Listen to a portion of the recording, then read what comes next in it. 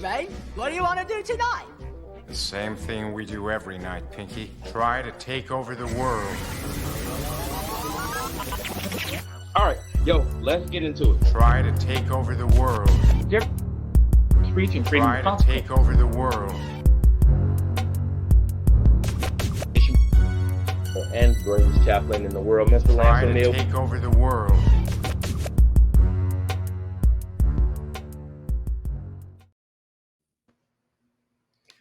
All right. Yo, it is Sunday evening. Do you know where your POGs are? We are here after an extended absence. I apologize, but we're back. It's your boys, the POGs, KJ Bradley Jr., and the world's greatest chaplain, Mr. Chaplain Lance O'Neill. What up, man? How you been? Well, it's better late than never for both of us. That's probably a big thing. Indeed. Hey, since we didn't have it, are we good on sound check and everything? Everything sound good? You are loud and clear on my end, and at this point, I just want to know, since you've been out of the Army for how long now? I think I just hit my 6-year mark. 6 years. Yeah. How do I have almost as sexy a beard in only 2 weeks that you've taken 6 years to grow? I've experimented with quite a few different styles, man. I tried to grow the whole puffy face, but because I have such a round face, it just grows and it looks like a big circle. So I can't do the whole bush face. It just doesn't look right. And then I tried the whole mustache thing, and it just wasn't working for me. So I've learned that this style, even down, you can see down in my avatar, that's about as thick as I can go without it being crazy. So, but this style is more comfortable for me with a little bit of salt. Do you also have more hair, or were you finally able to get the cut? No, I won. She paid up. Tomorrow is my birthday, so I got a very nice $500 bonus in my checking account. So I won. I got a haircut. I got a nice little haircut finally. So I'm really excited about that. And she learned a very valuable lesson. Never test the patience of a guy with nowhere to go. Right. Well, and that should be a lesson to people out there. This is why you marry somebody who has the potential, even if they're not currently going to school or whatever, because when you're young, sometimes things happen. But you always marry somebody with more potential than you have, so that when you get a little bit older, you can live off of their potential and feel better about yourself because now you get the money. Oh yeah. Yeah, I definitely married up, man. And speaking of which, she just won her first amateur. It's been a crazy weekend. She just won her first amateur strong woman competition. She came in 3rd place in a post-wide strong woman competition. So shouts out to the woman, man. She is, huh? Wait. How do you win if you came in 3rd? Well, it was post-wide. There was, I think, over 25 different competitors, and it was her first ever, and she placed 3rd. So she medaled. Yeah, she medaled in her very first one. So yeah, and then good for her. Yeah, and then after that, it's on to Chicago. She'll be running the Chicago Marathon next month, man. Like, it's nonstop for her. The girl is a monster. How many is she up to? I have no idea. She's like Thanos with the medals now. She's trying to conquer all of the majors, and then we're going international next year. So we got London and Tokyo next year scheduled.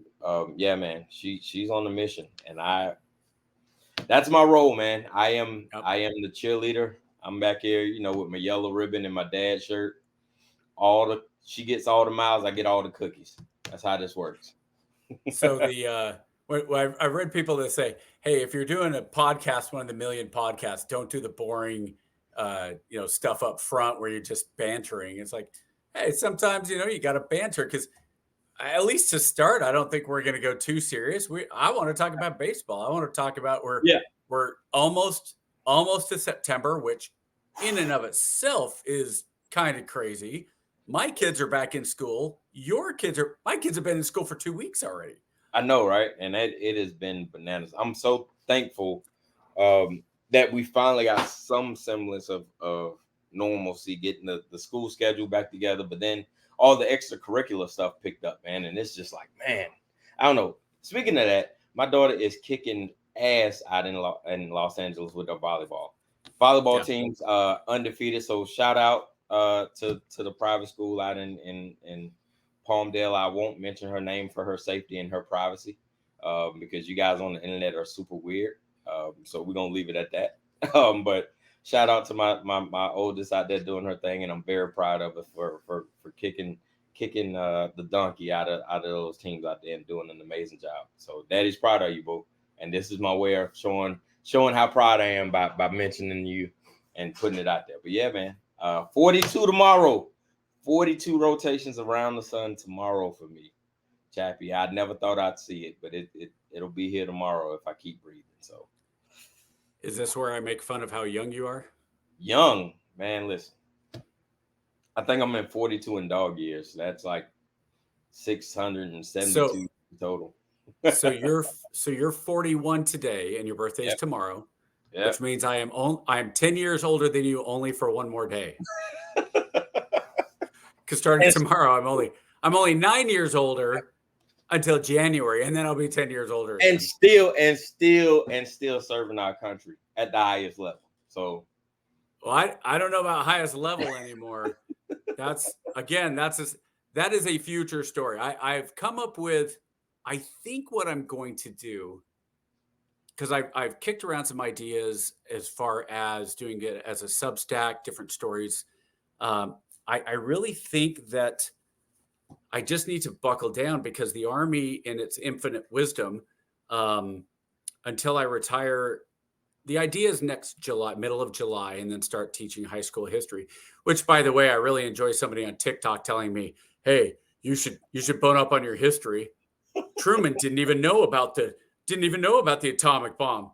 Oh, really? Truman didn't? Yeah, that's like if you pay attention to history at all, that's like a big deal, because it wasn't they didn't trust him.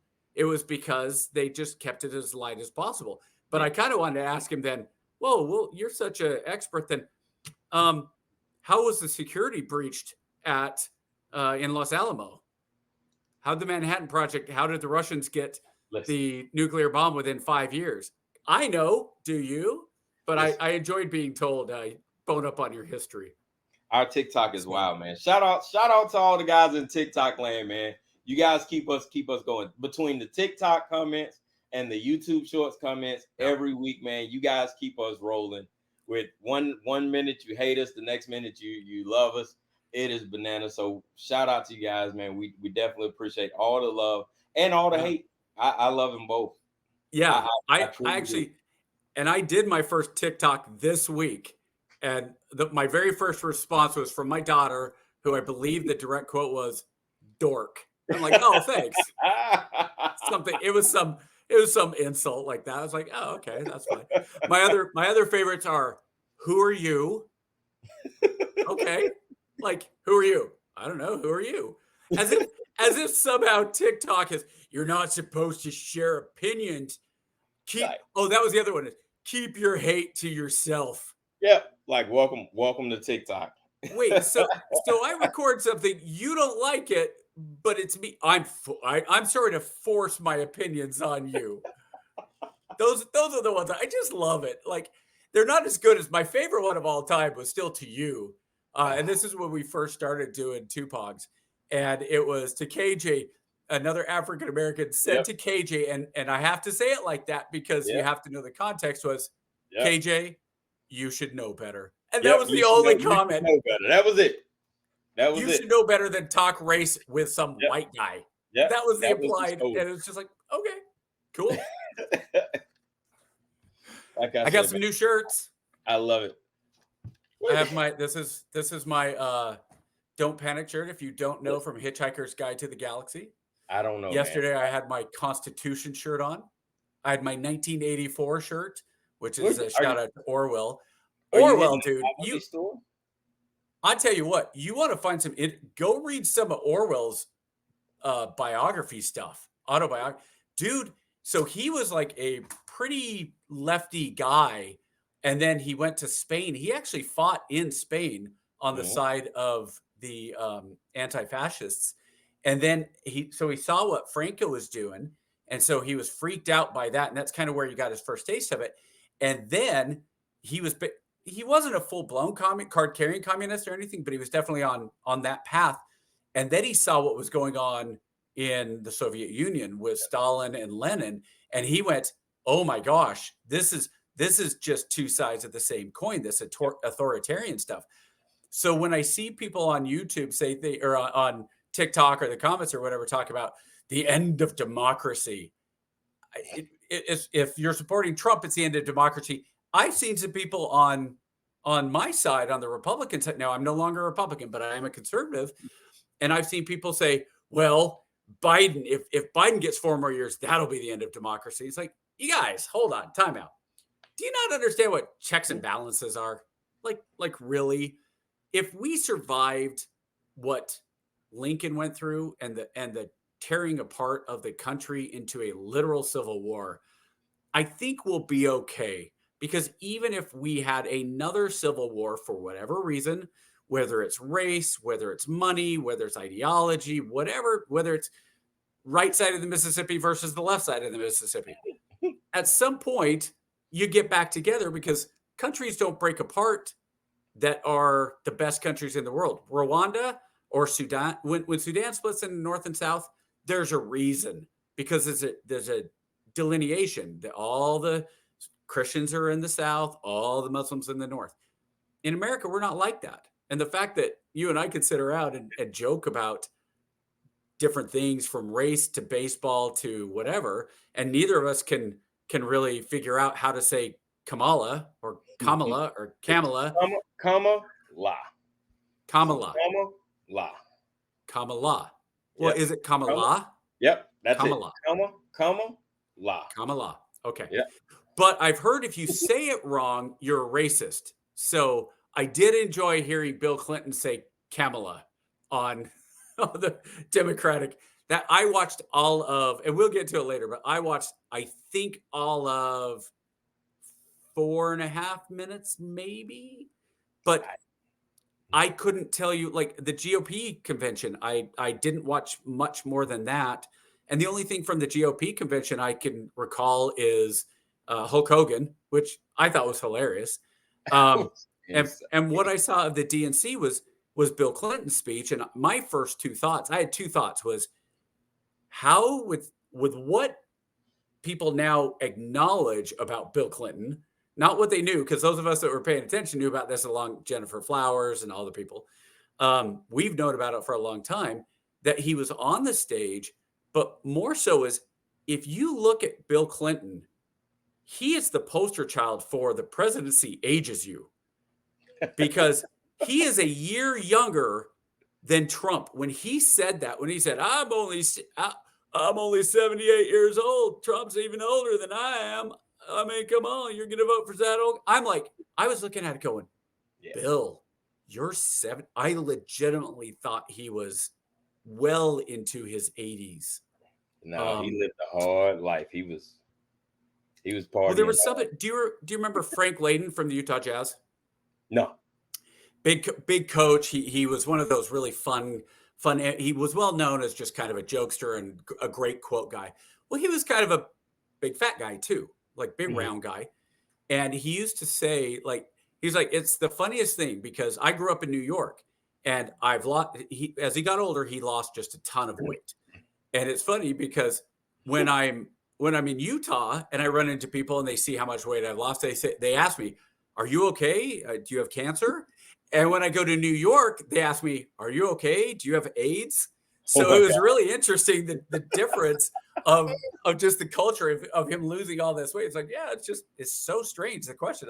But that tells you the difference of culture between Utah and New York. And this would have been, 20 odd years ago. I'm pretty sure he died a while ago. But yeah, it's funny, the culture that we're going through and we're living in today.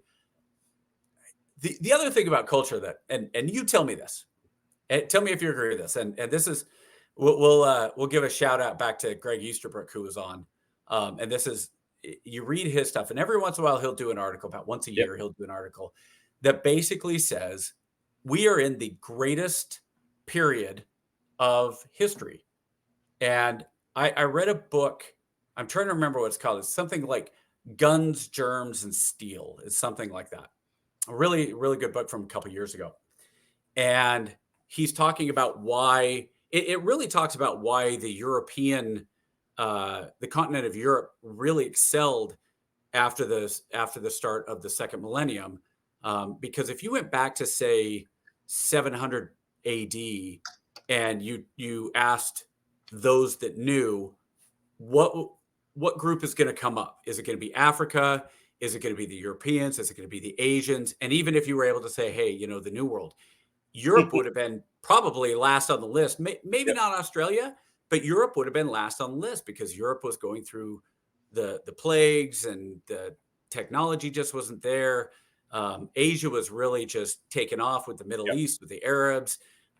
You had the Aztec Empire, the Mayan Empire in Africa. You had the Ghana Empire. You had the empire that was on the East Coast, which I'm blanking on, but it was based in trade between India and Eastern Africa, which, by the way, is very interesting. Just on a side note, the reason we don't study African history is because they didn't write it down.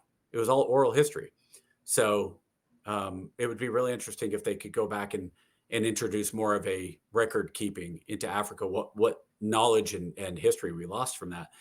But Europe, there were a lot of reasons that Europe came up, but ultimately where we're at now, because of that or not because of that, cause and effect, but we're at a place now where the three things that the average person woke up, and I could be conflating two different books, but the average person, when you wake up now versus 1,000 years ago, what they had to worry about was famine, they had to worry about plagues, and they had to worry about wars. Those three things. Well, right now, famine, there's very little famine in the world. The last major, I lost KJ, but there he is back. The last major famine realistically was sub-Sahara and the US and Europe and all that. We did they did Live Aid and all that stuff in the 80s. And don't get me wrong, that doesn't mean there's not, like right now in Southern Africa, they are in a drought mode. And yes, there is an increase in need, but large scale has not been as bad. We're in the best for food as it ever has been, in large part because of GMOs. The second one was disease. What's the last major real outbreak of anything we've had that's killed a solid percentage of the population? And if you try to tell me COVID, you're crazy. The average person who died from COVID was over the age of life expectancy. I've got a sick raptor, so I've got to give her a hug before she goes to bed. No, you good. And then the last one was wars. Like, what's the last major war we had was World War II. Okay, go get in bed. I'll come in when I'm done. Okay, go lay down. I hope you're asleep. Okay, go. If you what? Go lay down. That's part of it. I know you feel dizzy. Okay, close your eyes. Try to go to sleep. Turn some music on, sweetheart. Just close your eyes. I know you're not feeling well. If it keeps going, hey, it might make you feel better. Everybody's going to hear this on the podcast. Nobody that's watching. If it's still bad in the morning, you won't go to school. So you'll feel better about that. But go lay down. Do you want Oliver to go with you? Call him if you want him to. I'm going to give her the dog if he'll go with her. But the third one is World War II, which wiped out, huge. I mean, 20 million Russians died. We talk about, the Holocaust, which of course is ridiculously horrible and targeted.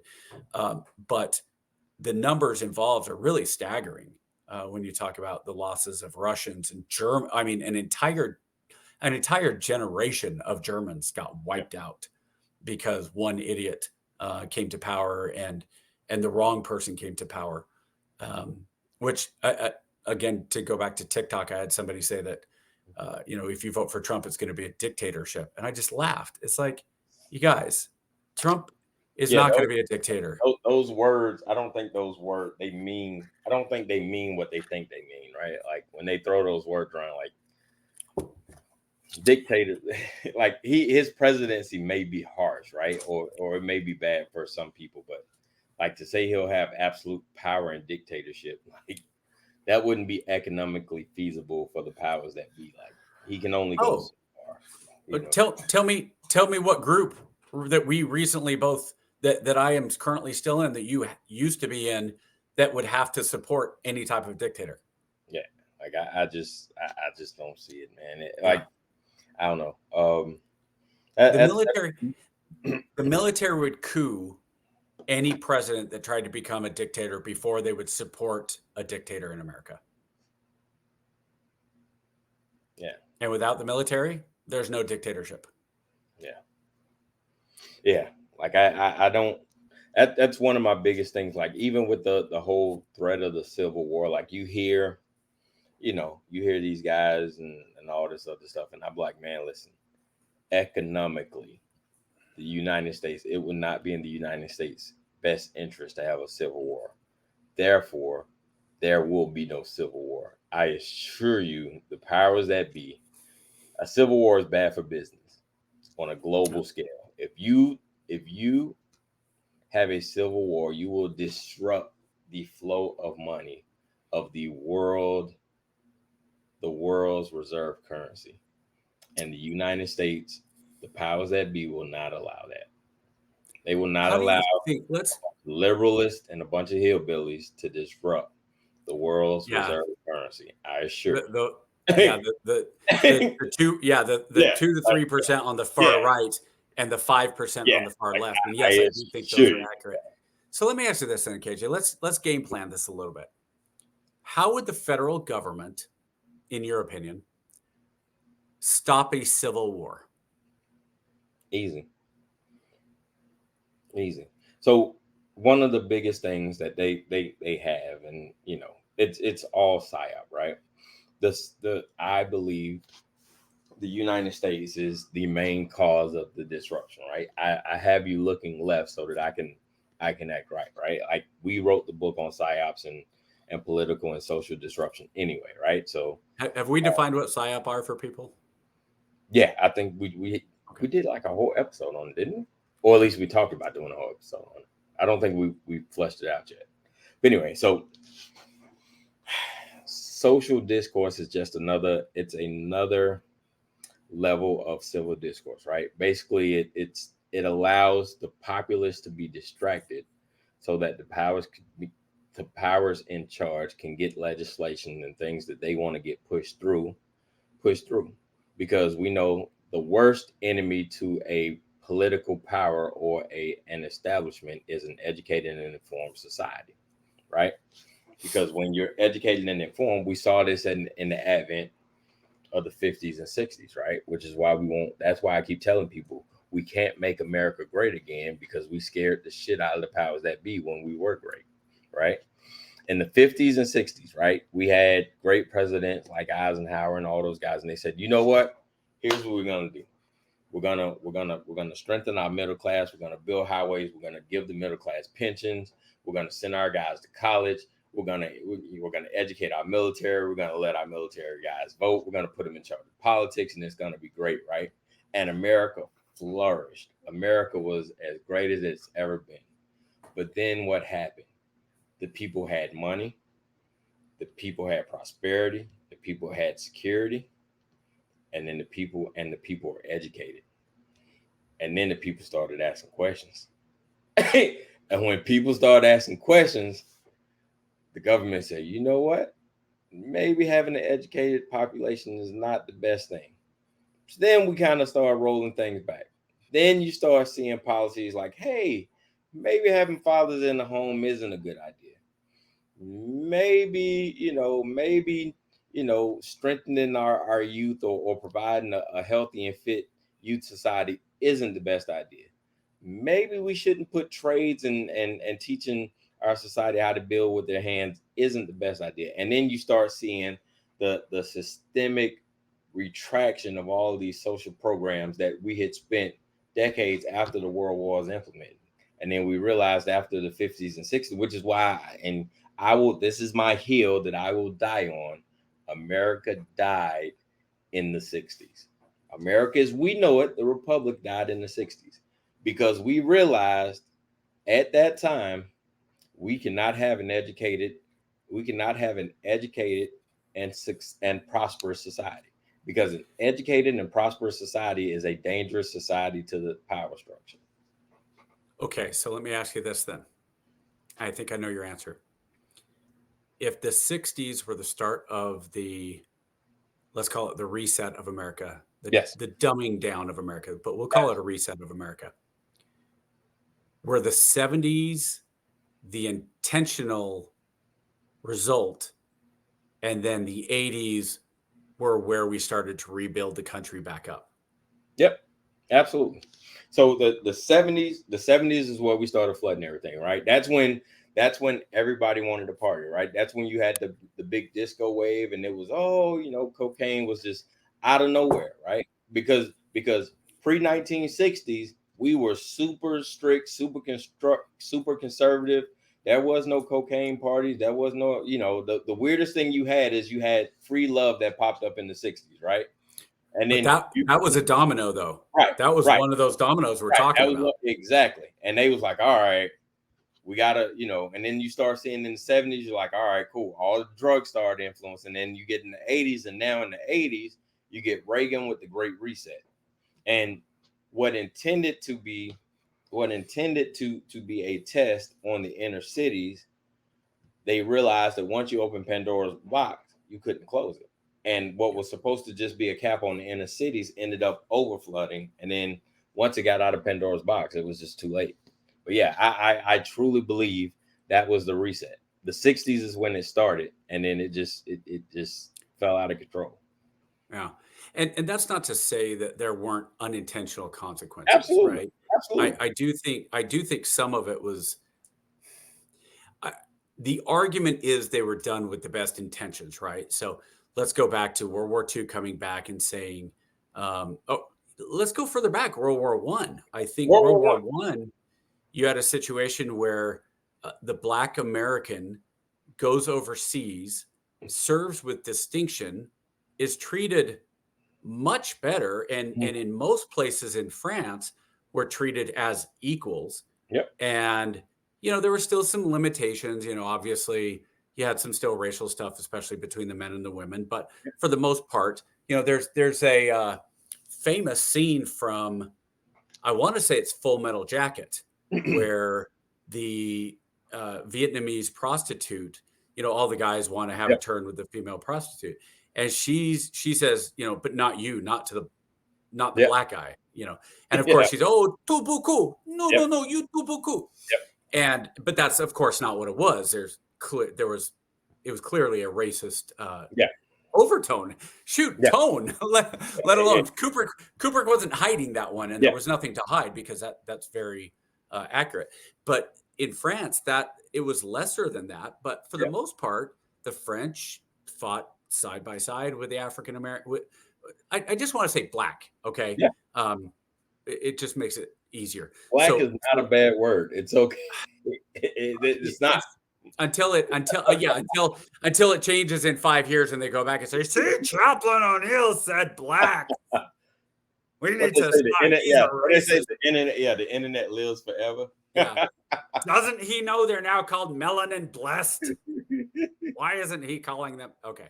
So then blacks come back, and you had enough instances where really serious instances where black soldiers came back in uniform and got in the South, got beaten, got disfigured, got there's a story about one guy who lost his eyesight because that was here in South Carolina. Yeah. That was here in South Carolina. Yep. So then, there's kind of this, grudging move forward, but very slight.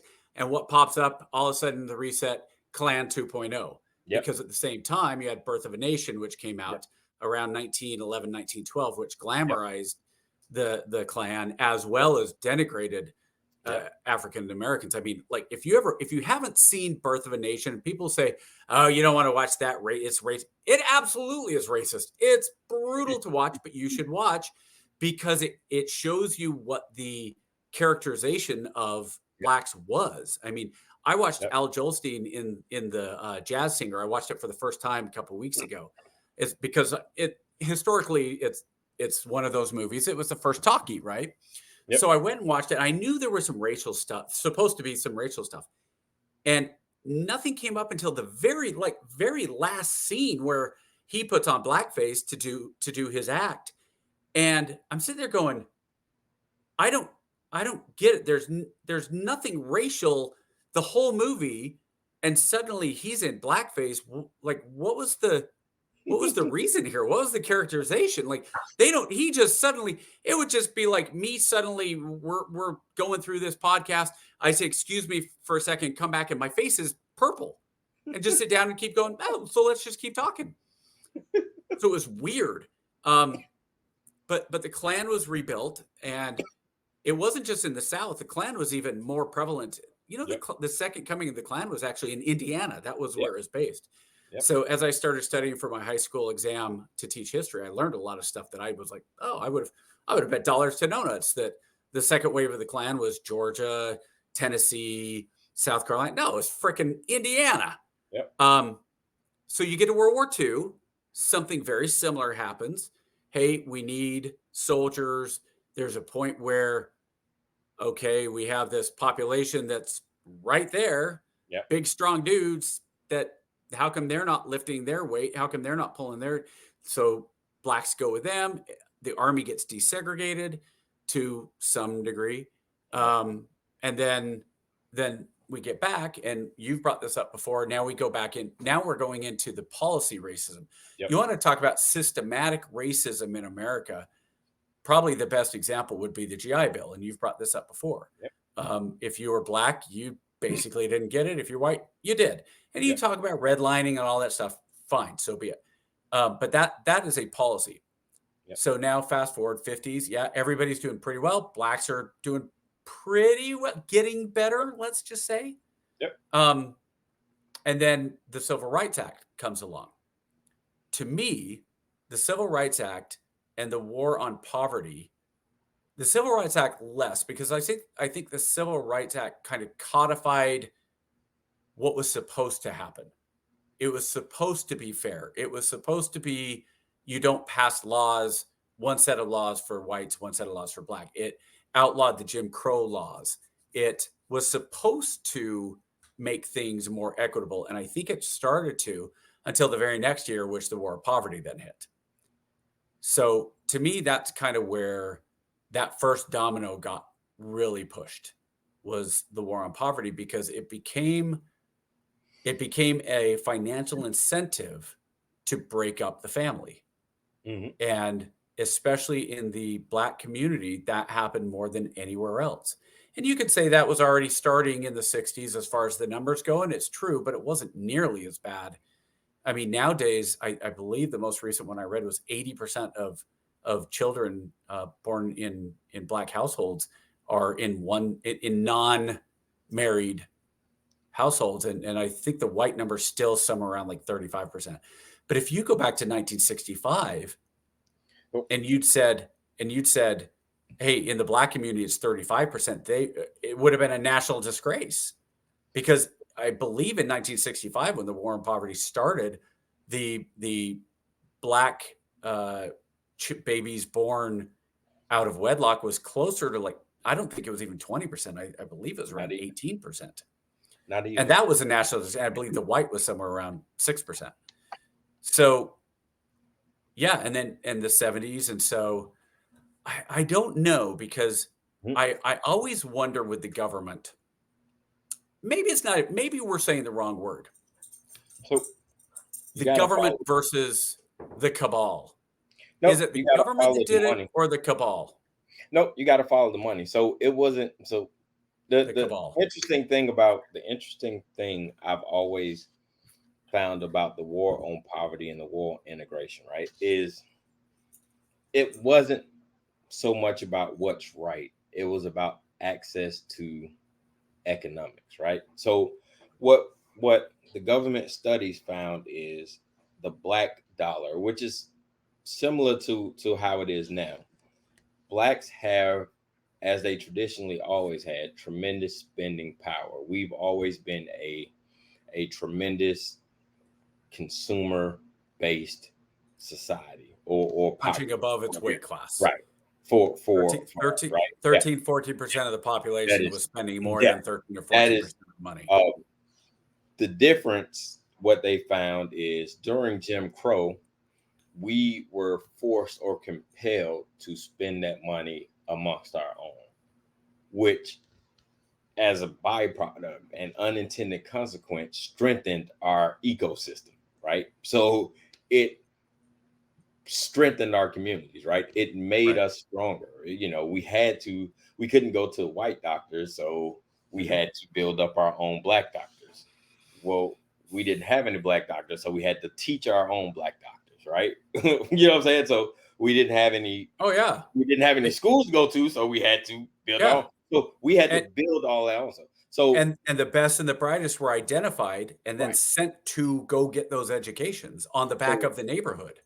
So that war on poverty was a way for the government to tap into the economic prowess of the black community and get those economic dollars siphoned from the community and spent and put into the greater ecosystem, as opposed to leaving it in the black communities, right? So I always looked at it as a interesting dichotomy, right? Like on the surface, it's one of those, hey, let me help you out. And I always go back to that quote by Reagan where it says, be wary of the government when he comes to knock on the door and says, hey, I'm from the government and I'm here to help.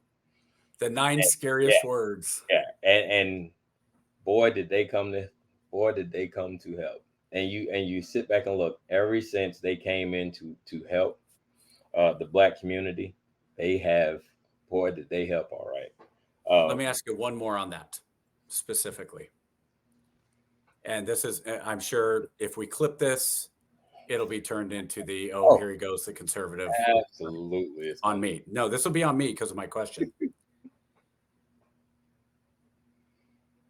How disproportionately did abortion hurt the black community, in your opinion? I think it was definitively disproportionate and incredibly damaging to the black community. What's your thought? I'll tell you, I'll counter it with this. Not as bad as you think, right? Because when you look at it from a historic perspective, right? The black population has always, even though it wasn't abortion per se, even we go back into terms of slavery, they were always having their kids taken away from them, right? And we got some comments coming in, and I'm gonna go back to them. I'm gonna go to them. I see you, Liberty Twitcher. We're gonna go to you in a little bit.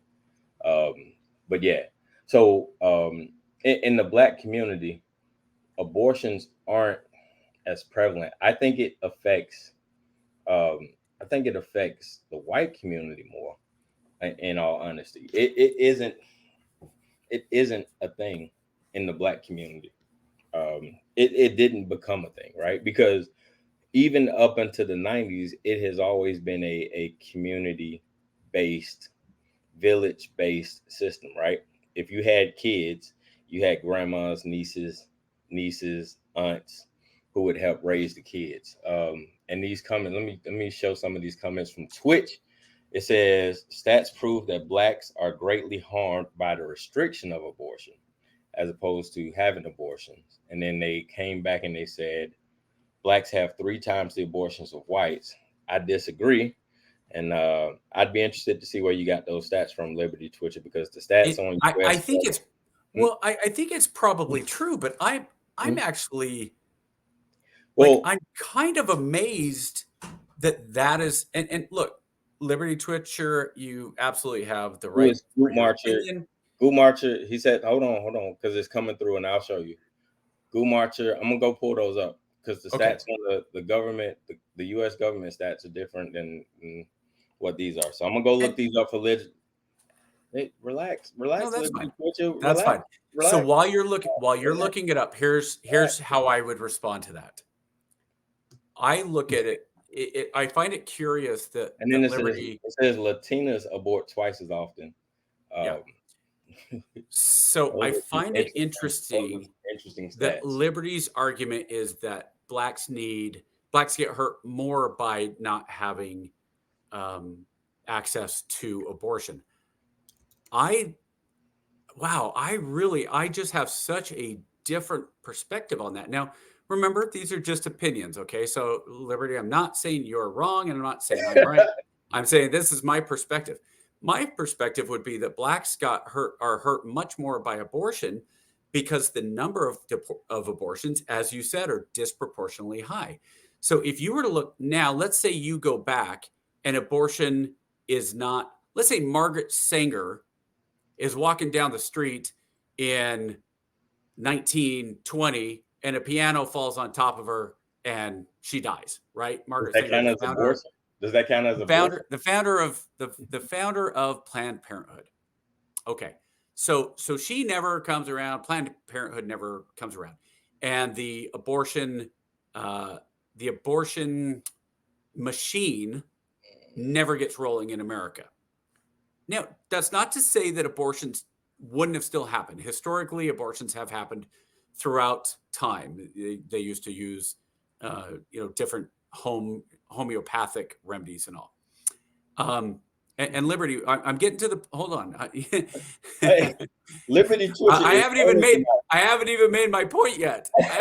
I'm not disagreeing with your stats. I'm disagreeing with what I believe the harm is. It's okay, dude. The fact I'm fine with you saying that the blacks on average have more 23.8% per thousand women versus 6.6 per white women. Okay, cool. That fact, I don't have a problem with that. Here's where opinion matters. Here's where the opinion matters. I think that hurts the black community more because there have been, it has damaged the population over the past 60, 70 years. The black population in America, what are we at right now, KJ? 13, 14% of the black population? Yeah. Okay. Okay. And so there are 600,000 abortions performed every year, I think was the most recent number, of which over half are in the black community. I believe it's even higher than that. So if you go back, you're talking about a generational shift in having abortions and having so let's say right now the black community, as I said, I completely disagree with that statement. That's now your opinion, and that's fine. You're talking facts. I'm trying to talk facts, and I'm trying to say opinion, and that's fine. But you keep saying facts, dude. Okay. Nobody's disputing numbers. Nobody's disputing the numbers. We're disputing the outcome of those numbers. That's opinion. So my opinion is that the population, and I think it's pretty easy to factually say that if you are aborting a 2 point, you said that 2 point, what was the number? 23.6 per thousand I have to abortions go back in the black community, right? Okay. Hold on, Let's go with that number right there. Let's go with that number. To be fair, I'm not versed enough to know the difference anyway. No, so I'm gonna assume fine. that these are true. But we can assume these are the right numbers, and that's fine. We can go by CDC, whatever. Let's go with this number: 23.8 per thousand women of reproductive age. Okay, so you're talking about the ones that have abortions, 23.8 versus 6. Okay, so 2.4% of the population has been aborted, and this is in 2019. Okay. 2.4% of the black population was aborted. Those are your facts and the CDC facts.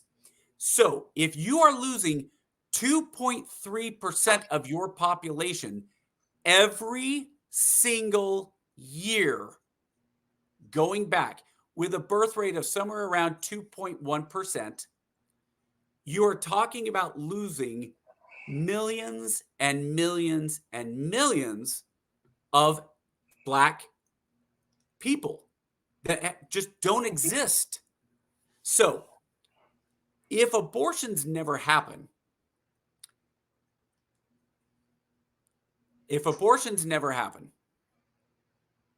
then the population is higher. the black population, I don't know what the number, you could probably go back and crunch the numbers, but my guess is the black population, instead of being 13 or 14%, is somewhere around 20%. Now, the argument of, well, you have to have abortion because you have to have the right, who doesn't want them, all that. This goes back to what KJ and we were talking about in the 60s. The pill was probably the most beneficial argument for promiscuity, which is just, you're just saying right now, promiscuity, right? That in education. The pill did more to damage the traditional family than probably anything else. Because it used to be, whether you were white or black, Dad, I'm pregnant. Oh, really? Who's the daddy? Well, Daddy, it's KJ. Well, you go get Mr. KJ and you bring him in here. Now, son, we're going to have a little conversation. Seems like you just got my daughter in a way. So you're going to do the right thing, because I'm going to call your daddy and we're going to have a little conversation. And we are going to make sure that baby grows up with a mommy and a daddy. That didn't matter if you were white. It didn't matter if you were black. Couple of opinions in there too. But I got you. I get what you're saying, Liberty Twitcher, but I think you're throwing in some opinions with your facts, brother. And then that's where that's where I'm saying, that's where the lines start to get blurred. And that's where I'm saying my opinions. These are my opinions to why it hurt the black community. Mm-hmm. Because think about the difference right now. How different would America look if, instead of 330 million people population with a 13.5% black population, if America was somewhere around 370 million with a 20% black population?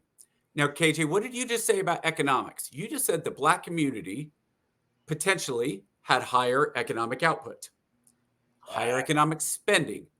The GDP, when you lower populations, the GDP is affected. Now, this is my opinion. I personally think that abortions harmed the black community more.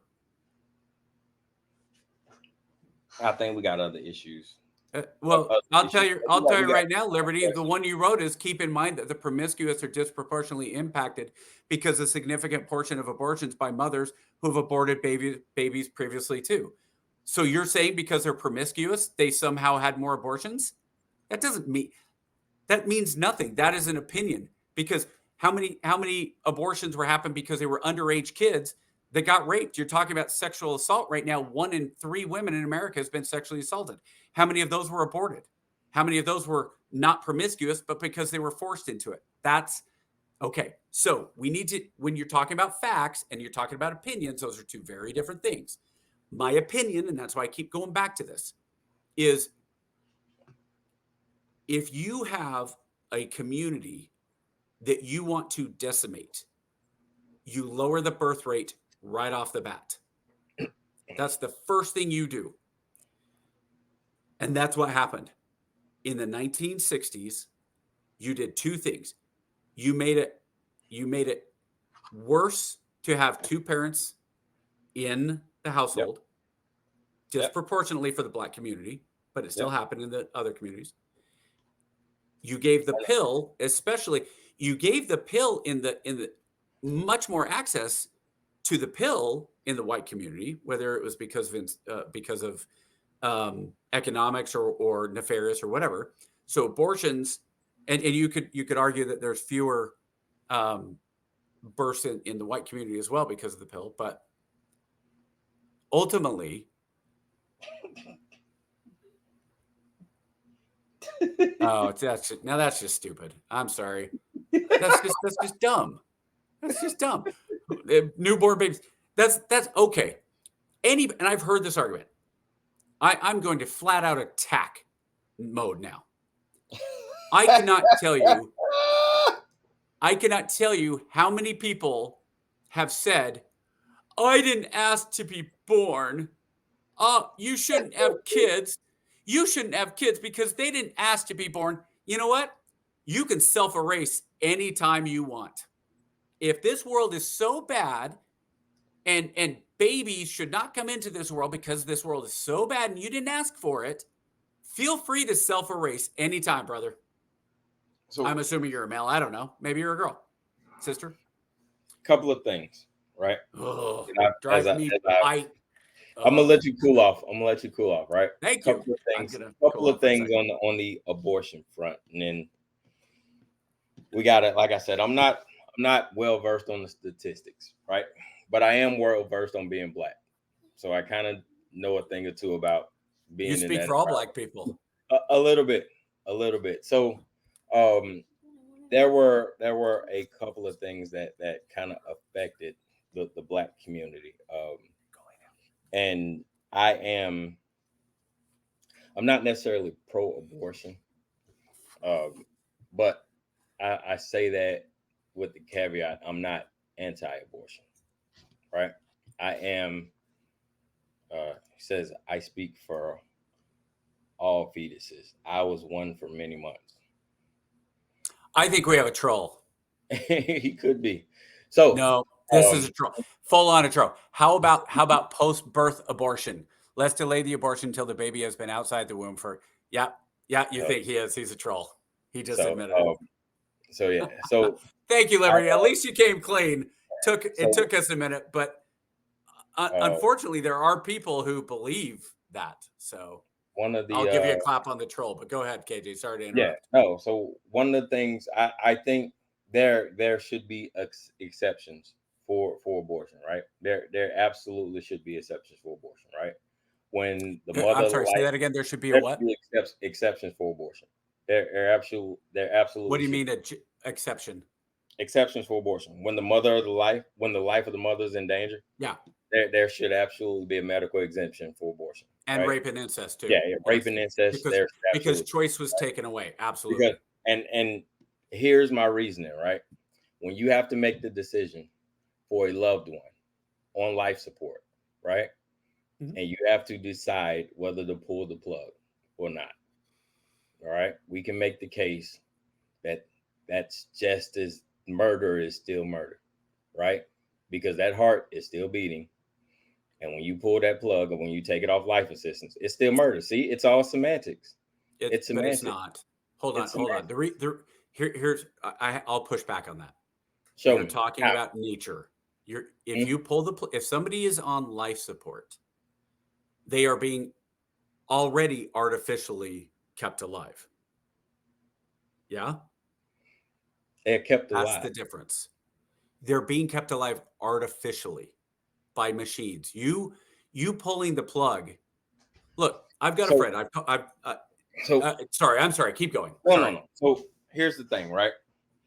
I'm not saying you should have access to abortion. I'm not saying you should go in and be able to abort babies. Oh God, I'm pregnant again. Guess I'll go down to the store and get an abortion. That's not what I'm saying. Well, that's how it is right now, though. But what I am absolutely saying is, if there is a legitimate reason, life or death, rape or incest, you should have access. That should be an option for you to be able to abort that child. So KJ, here's where you run into that is.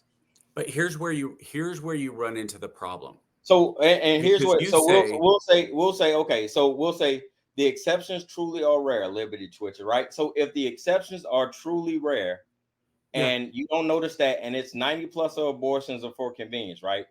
Then for those 10%, then it shouldn't matter. If it's only for 10%, then the law should only affect those 10%, because we have laws to protect those with disabilities that are extremely rare, right? We have laws we have medicines for people with Lou Gehrig's disease.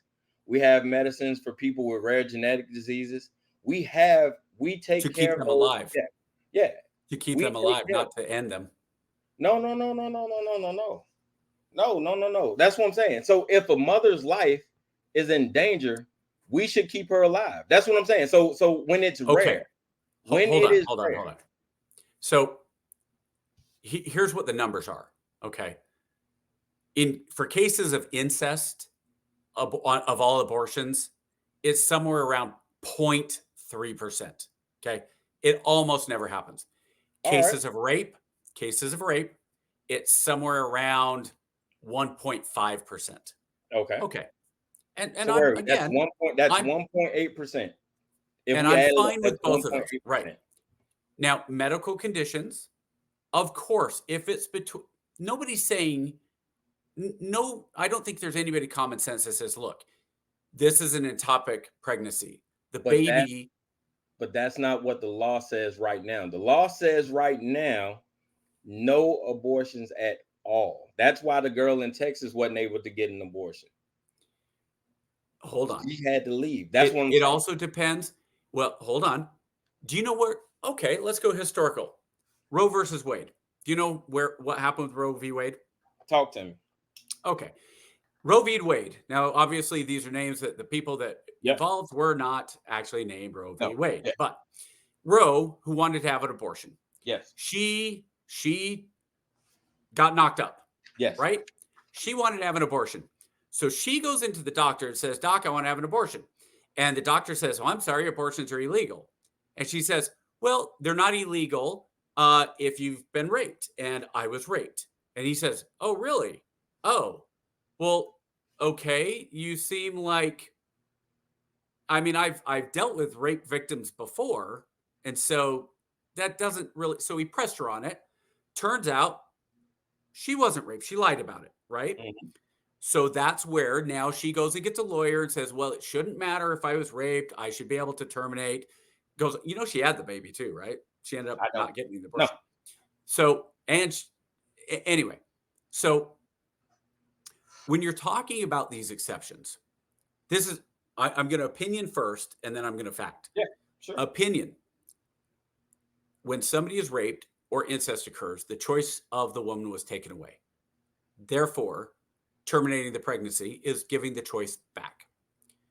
When you're talking about health of the mother, there is no choice, because if you're talking about a pregnancy that is in the fallopian tube, an ectopic, I think I'm saying the word right, ectopic pregnancy, and it's going to kill the mother if it's not terminated, then you have to terminate the pregnancy, right? Right. Now, and we can go into the states and we can go into the law and all that stuff. And as far as which state says what and all that, I'm cool with that. Okay. But my problem goes back to the original choices. Now, right now we have language that is being altered daily by just I think ridiculousness. The idea of pro-choice versus pro-life. It's not pro-choice versus pro-life.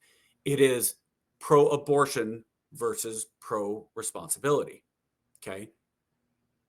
Because if you have somebody who goes out, I'm pro-choice. Me, right. I'm saying this right now. Chaplain O'Neill, I am pro-choice. You know why I say I'm pro-choice? I have 3 daughters. I hope they choose not to go on one-on-one dates. I hope they choose not to go park. I hope they choose not to get in the back seat.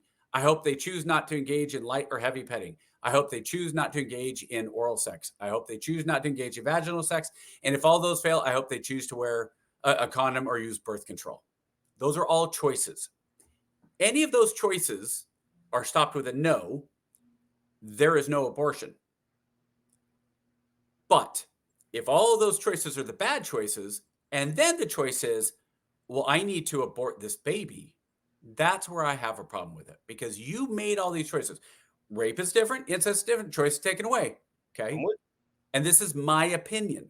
No, I'm with you. I'm 100% with you. But to go back to the original, the Black community, and you can look at the stats, the Black community has disproportionately been harmed by abortion simply because the number of babies that were aborted. And you can say, and I'm sure there's an argument that could be said, well, if you have more Black babies, there's more poverty and all that stuff. I don't agree with that, because there's more white people on welfare in this country than I, than black. I can assure you. I can assure you, abortion is the least of our worries in the black community. I promise you. I promise you. Okay. More black babies would not equate to a bigger economic prosperity, because You don't think so? Why not? I do not, because for the longest time that was not an option. That was not an option, sir. We discussed this at nauseam. We discussed this at nauseam. I'm going to go back on what you said, though. You said prior to the mid 60s,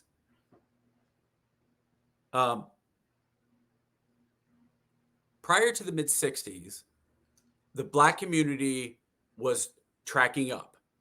More money, more purchasing power, more education, more quality overall life.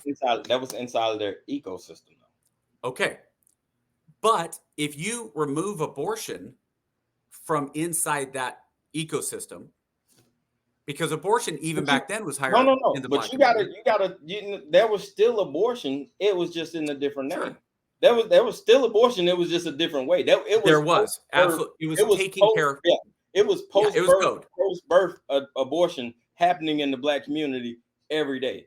Cousins, children, adults were walking down the street, not coming home every day in every part of this country. So we can't act like we weren't losing black lives every day to just because they weren't being aborted, they were still being aborted. So we're losing black lives is not something new, or it's not a new phenomenon. I want to come back to that in a second.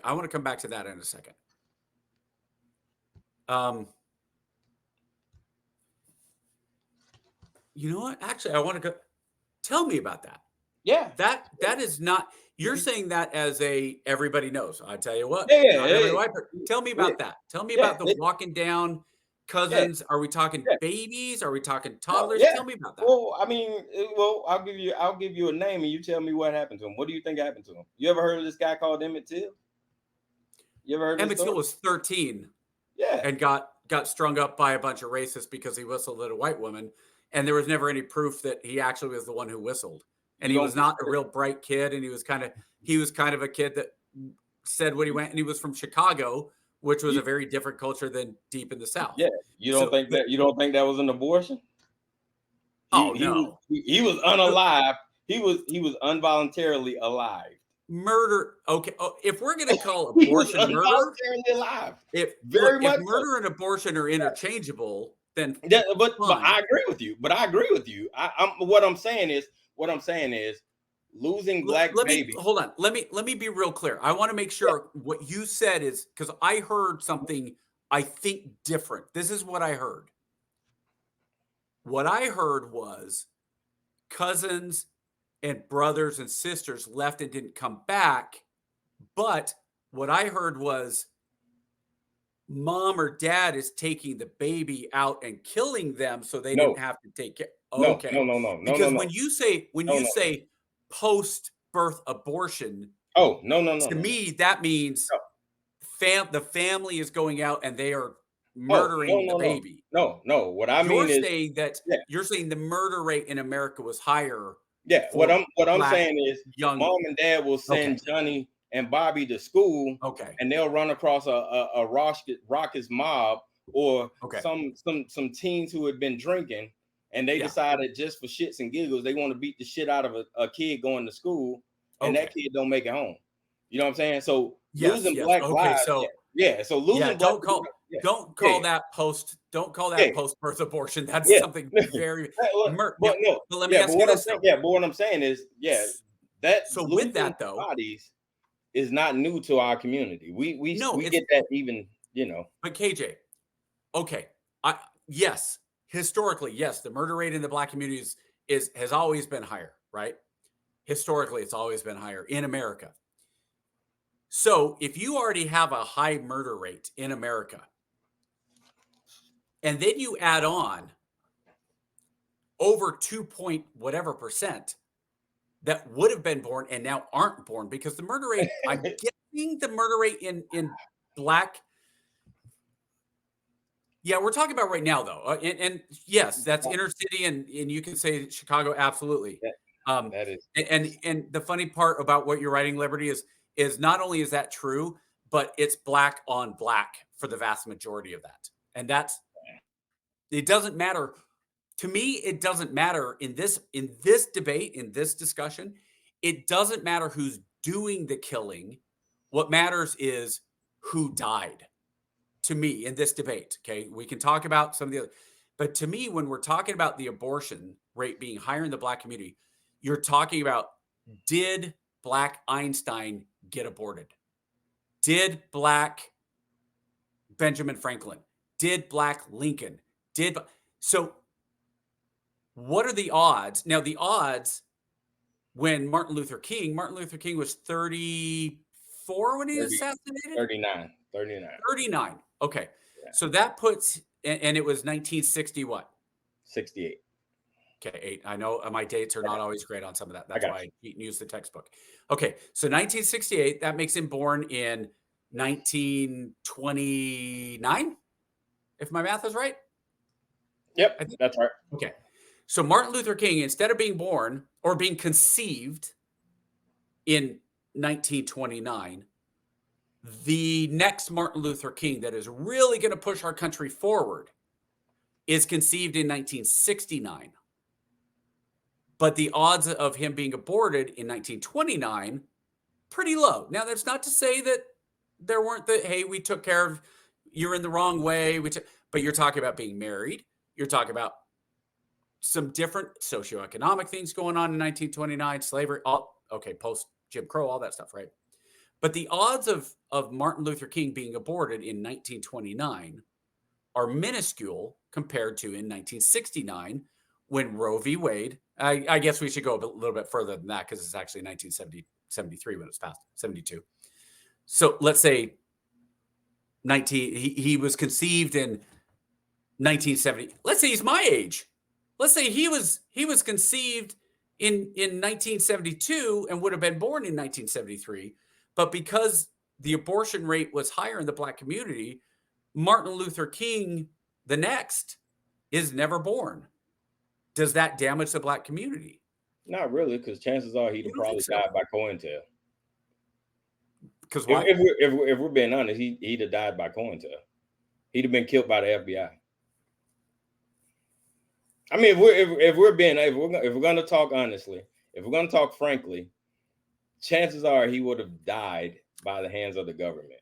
If he's my age and he's 39, that's 2012. I think he's more likely to be in line to be elected the president than being assassinated by the CIA or FBI. Hardly. President, whoa. President Obama was 2008. President Obama is hardly a threat, my brother. You know that, and I know that.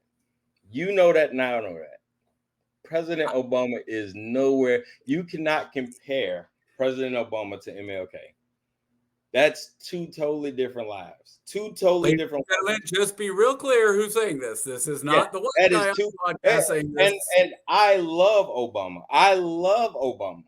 But they are not equal. They are far from equal. Those are two totally different missions. Okay. So and fair enough. Mm-hmm. But my point is that Martin Luther Monarch, instead of Martin Luther King, he's Martin Luther Monarch.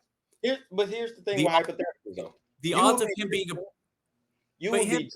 being aborted and not existing are higher because of Margaret Sanger and because of Planned Parenthood. And every Planned Parenthood was basically positioned to be in the black or to have access to the black neighborhoods. Right. But what you fail to take into account, even if that black baby was born in 72, chances are he's probably in a horrible neighborhood where he gets swallowed up by the crack epidemic.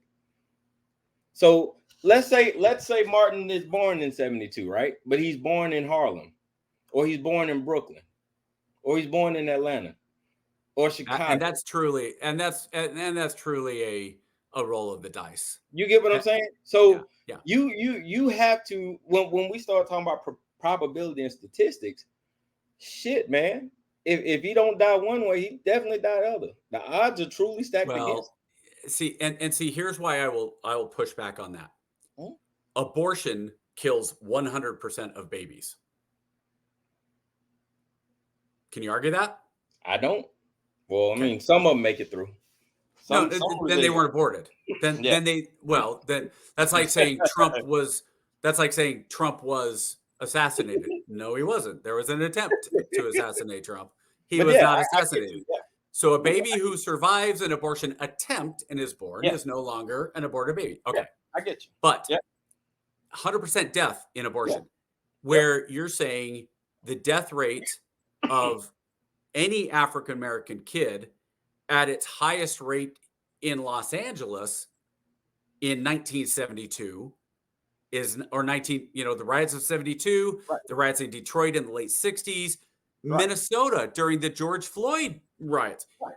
There is no other situation in modern history where the death rate is 100%. He has a better chance of surviving Vietnam as a side machine gun gunner than he does abortion. Right. And we all know if you were a side gunner in Vietnam, you were not likely, your Right. odds Hey. were pretty low, but they were Right. still better than being aborted. Right. Okay. The key is to be So- in it to win it. And I got you. That's Yes. that's what it boils down to. You got to be in it to win it. Right. And so this is, I can't believe I'm the one defending the abortion hurt the Black community more.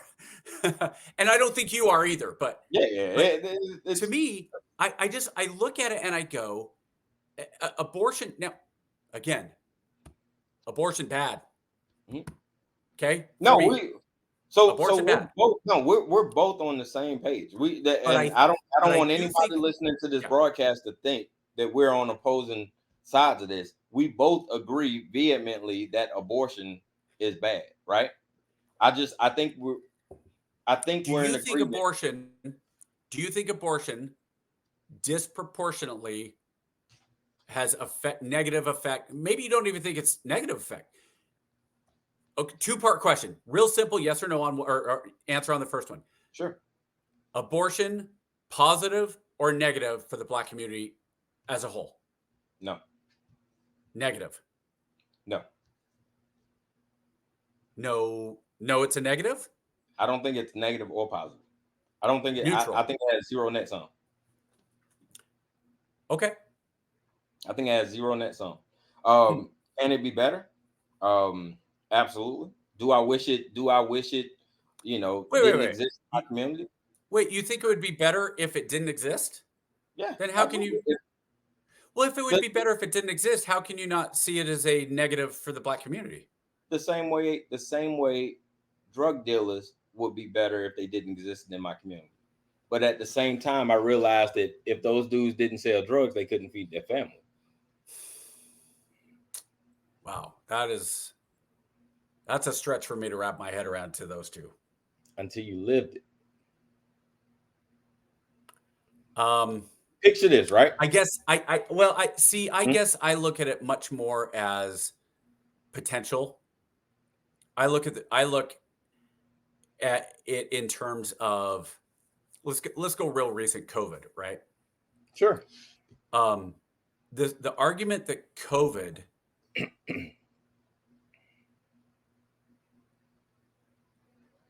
okay, yeah, that's not surprising that Black.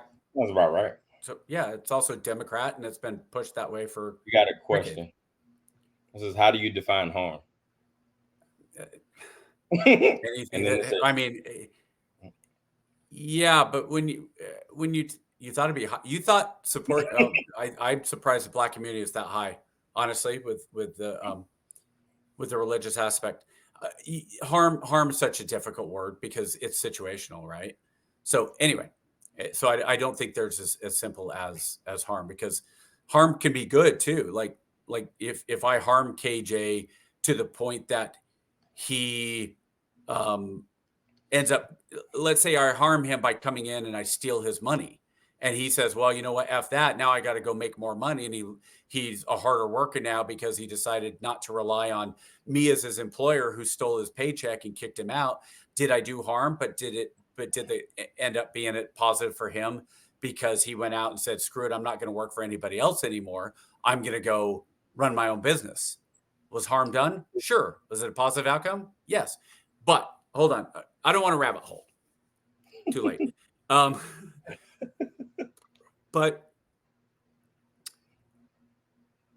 well, yeah, of course, somebody who wants an abortion and says they can't would say it was harm. Of course, that's the argument on the left. It's an easy argument.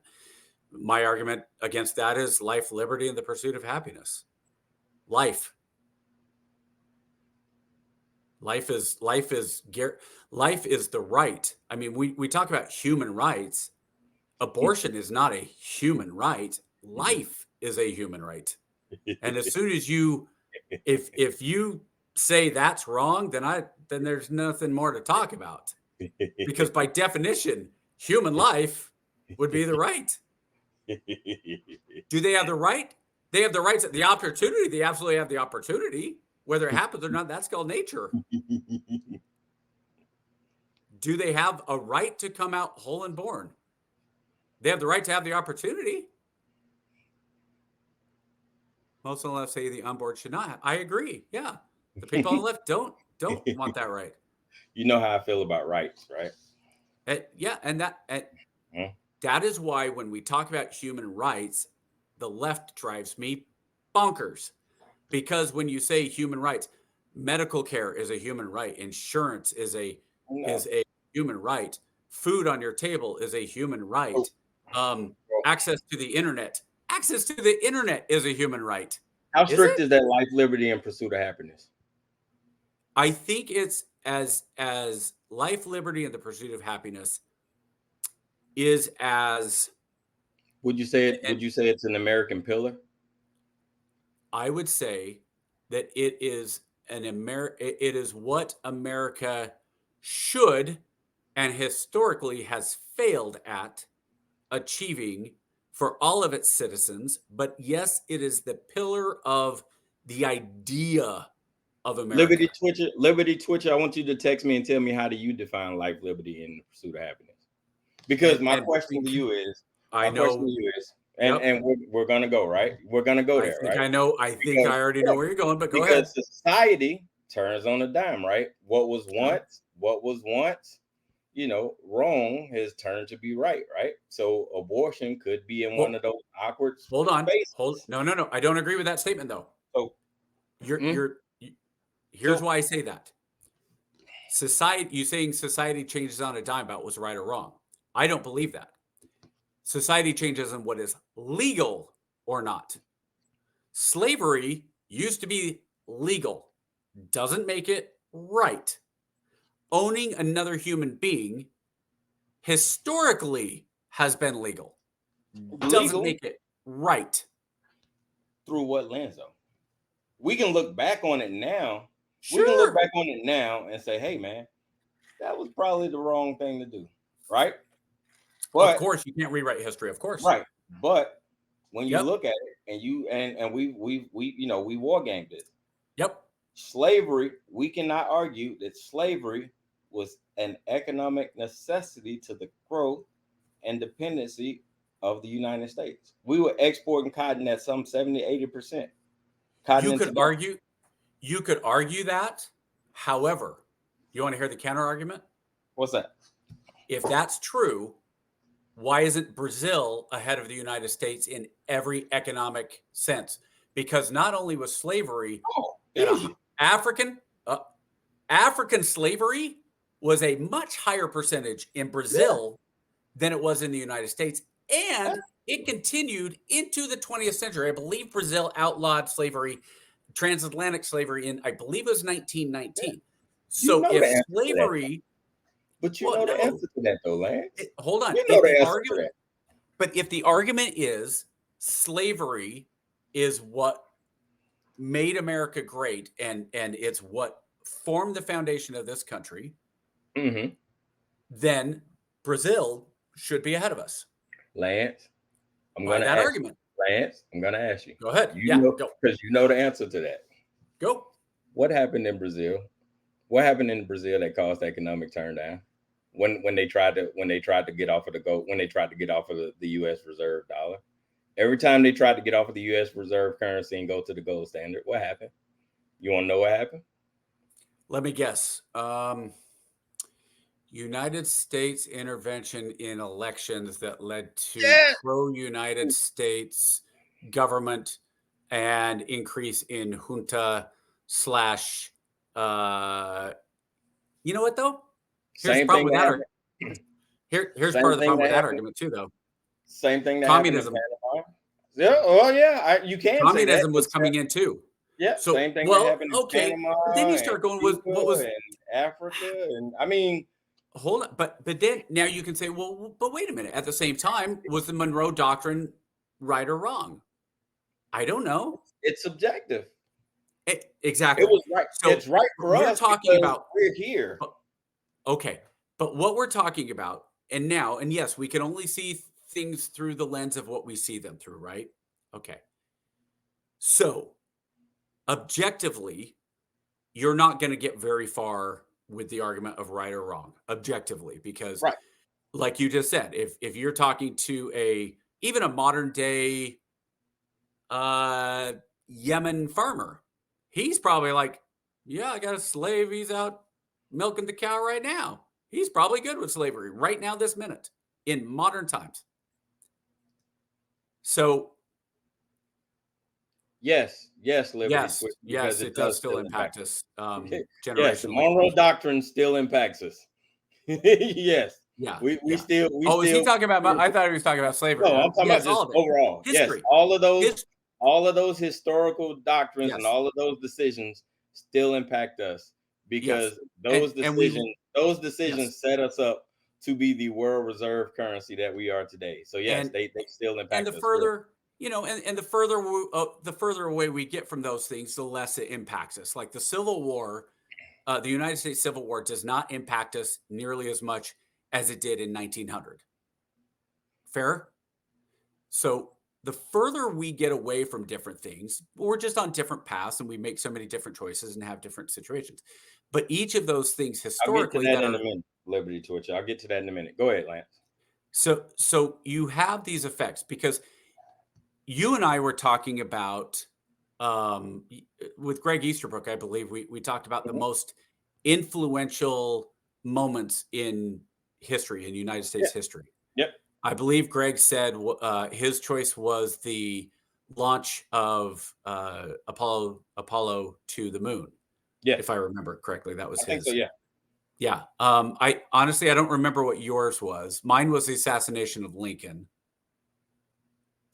But each of those, you have these incredible moments in history that change the course of a nation, that change the course of the world. So you could probably go back and say impactful things that have happened. The assassination of Archduke Ferdinand, the start of World War I. Oh my gosh, huge. That was pretty impactful. Yeah, pretty impactful. You go back, the birth of Genghis Khan, pretty impactful. I mean, the birth of only to like 80% of the world population, but I mean, outside of that, I think it's 13% of the entire world's population today can trace back to Genghis Khan. 13% is like Genghis Khan. It's unbelievable. Genghis Bang, yeah, am I right? But there's certain things. The birth of Alexander the Great. There's certain people. I know Time did a list of the 100 most impactful people in the history of the world, and Jesus Christ was number one. Muhammad was top 10. So you have these impactful things, right? But ultimately, let's go back to your right and wrong, life, liberty, and the pursuit of happiness. Right and wrong to me now, right? It's right there on the screen. Chaplain. I have a religious idea. My worldview is that there is right and there is wrong. There is truth with a capital T. There is evil with a capital E. And so I look at it, and people have different, you can go whether you're Catholic, atheist, Jewish, whatever religion, you can have your own personal viewpoints, and that's absolutely fine. But when I look at some of the things, let's say, do I agree with everything in the 10 commandments?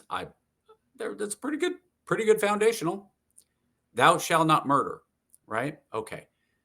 But when you say thou shalt not murder, and you start getting into the weeds of thou shalt not murder, especially considering that at some point thou shalt not murder, the Israelites coming out of Egypt and going to Mount Sinai and going in and genociding the entire inhabitants of large portions of Palestine.